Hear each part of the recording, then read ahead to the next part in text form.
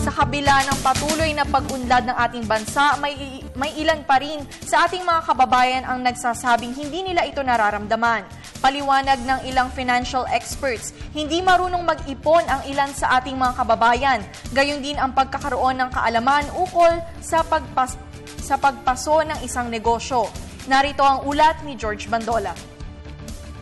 Sa panahong umaangat ang ekonomiya ng bansa, lahat ng sektor ay nagpapakitang gilas, dapat na isipin na raw ng Filipino ang financial freedom o katiwasayan sa pananalapi.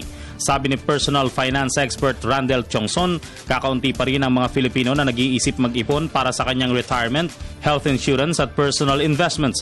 Sa kabila ito ng lumalakas ang halaga ng piso kontra sa mga dayuhang pera at lumalakas na kakayahan ng Filipino para makapili at makabili ng mga naisin nito. Alam mo yung taong hindi mo na mag-manage ng pera?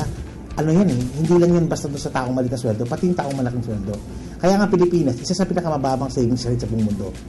No? One of the lowest savings. Sa Asia, isa tayo sa mababa talaga. No? Asia lang yan. Ano?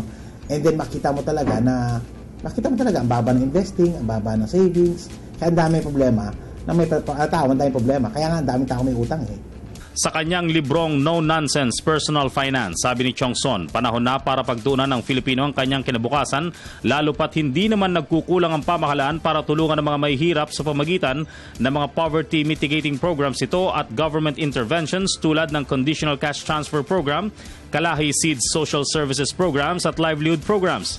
Tayo mga Pilipino, we have to learn how to create also additional income, becoming more entrepreneurial, becoming mga ganung bagay. Hinihimok naman ni Marvin Hermo, analyst at financial planner, ang mga middle income earners na pagtuunan ng pansin ang pag-invest sa stock market.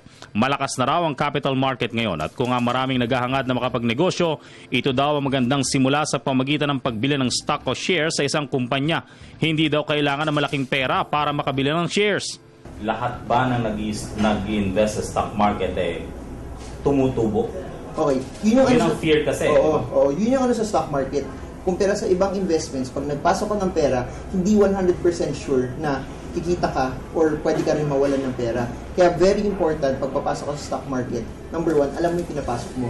Hindi lalagay mo pera doon, sobra, kasi hindi naman natin alam kung aakyat siya or bababa sa isang araw.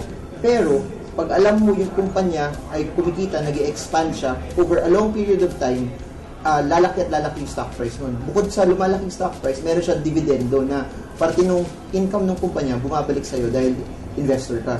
Ang mga kumpanyang involved sa consumer consumption tulad ng food and beverage ang magandang paglagakan ng perang pinaghirapan. Para sa Telebisyon ng Bayan, George Bandola.